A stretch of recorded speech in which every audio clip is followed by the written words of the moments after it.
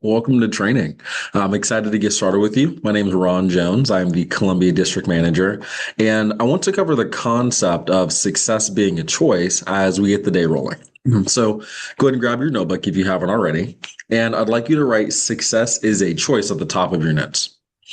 So I want to cover the concept of success being a choice. And I want to first off recognize that it's natural when you're doing anything new to have these different waves of emotions where sometimes you're anxious, other times you're nervous, other times you're really excited to go out there and do your first few presentations. And you probably felt those waves of emotions through training today and yesterday, even around your phone calls. And I want you to know that that's natural when you're learning anything new. But I want you to understand something about the word hope. Okay, go ahead and write hope in your notes, HOPE. And I want you to go ahead and cross it out. Okay. Because I want you to actually sit down and think, what has hope ever done for you? Today in your life, it's not about hope. People that use the word hope and then don't take action typically don't get what they want in their life. If you think about it, I hope I pass my final exam, but then they don't study. I hope I make this basketball team, but then they don't practice, right? Hope doesn't pay the bills for you. Hope doesn't get you into the school you want to. Hope doesn't get you the experience or the recognition or the pay or the awards that you want. Hope doesn't get you anywhere. You accomplish what you want when you put forth the effort and the energy to create them and make them happen. You create exactly what you want in your life. You are 100% responsible for your success and you're 100% in control of your success. It doesn't matter who you are, what neighborhood that you grew up in, what your parents do for a living, where you go to school, any of that. What matters is what goes on in your head. Success is mental. Muhammad Ali, he said the fight is won long before I enter the ring. So think about training today, right now. This is your before the ring moment. I want you to start thinking about the success you want to have and what you want to create this weekend. Okay. There's three things that really help you have success inside and outside of the job. Okay. And the first thing is your confidence. Confidence is key in controlling your success and will dictate how well you'll do.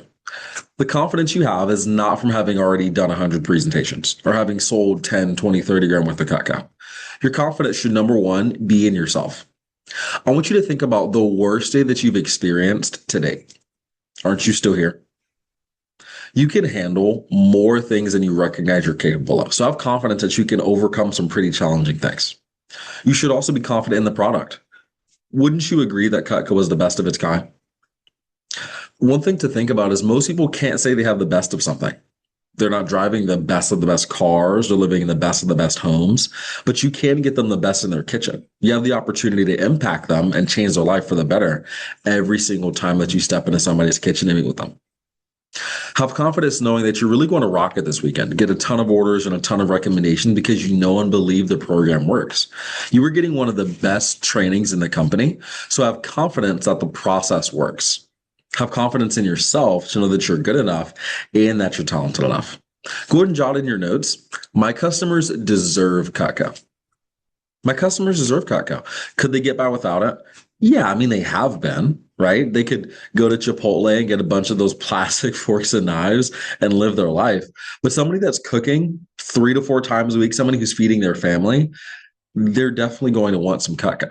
And they'll, of course, enjoy it too. The second thing that it comes down to are your choices. It's all about those little choices and decisions that you make. When you decide to do something over and over and over again, it becomes a what? A habit, right? I want you to write in your notes that good choices create good habits. Good choices create good habits. You want to create the right habits early so you're not even thinking about what you need to have success. It's just natural for you. Habits like reading the manual word for word and not trying to wing it because you can miss building the value. Remember, the objective on a demo is to build the value as high as possible. That way, when we give her the price, it makes total sense to get it. So if you read 50% of the manual, you're building 50% of the total value.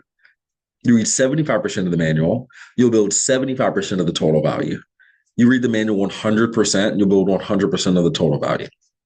Create the right habits like calling the office for help and for deals and for questions, writing down prices with your customers and dropping down the right way, showing every single option, asking for referrals on every single appointment that you do. I want you to think about this. There's going to be a time where you have an appointment rescheduled. right? Something comes up with work or with their family. You could either go on TikTok and scroll for an hour or two, or you could text your customer and say, hey, I'm ready to roll when you are. I'm just making a couple calls until you're ready. Then you hop on the phone, make 10 calls, and book 2 to 3 appointments. Which one helps you long term? Yeah, making your 10 calls. You want to train yourself to be proactive and to take action. Those things will help you with your success. And the third thing is your attitude. Your attitude is huge, and it's really important in anything that you do because your attitude determines your mindset. Attitude is the difference between people that are average and people that are above average.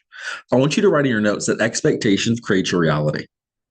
So as you go through training, don't think of any negative scenarios. Oh, what if nobody buys? What if I don't get any recommendations? That's not a question that you really want to be thinking about because that doesn't help you long term. The question you want to think about is, what do I do when somebody gives me 100 recommendations? How do I handle that situation? What do I do when somebody says they want to buy the largest set? How do I add something else on? I want to talk about your attitude in two ways. One, we'll talk about your successes and your failures. You're going to have adversity and you're going to have success. Not everything's going to go perfectly. I want you to think about the best athletes, people that are top of their game, right? When they have a bad game or they have a bad match, are they so upset that they're not back at the gym the next day? No, they're back to the gym working on their game. Let's say they have a really, really good game or a really, really good match. Do you think they're so excited that they eat ice cream and take off the gym the next day? No, they're back at the gym, right?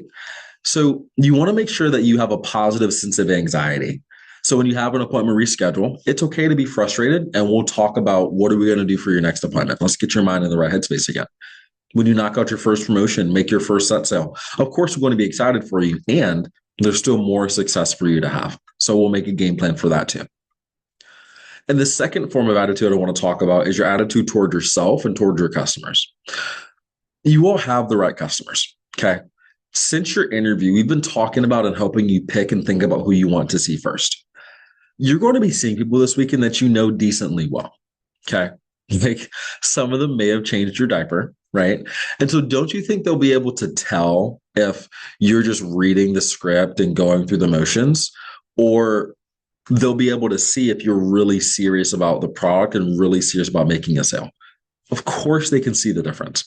They will see how much you believe it's in their best interest to own Cutco, and they deserve to get that belief and that conviction.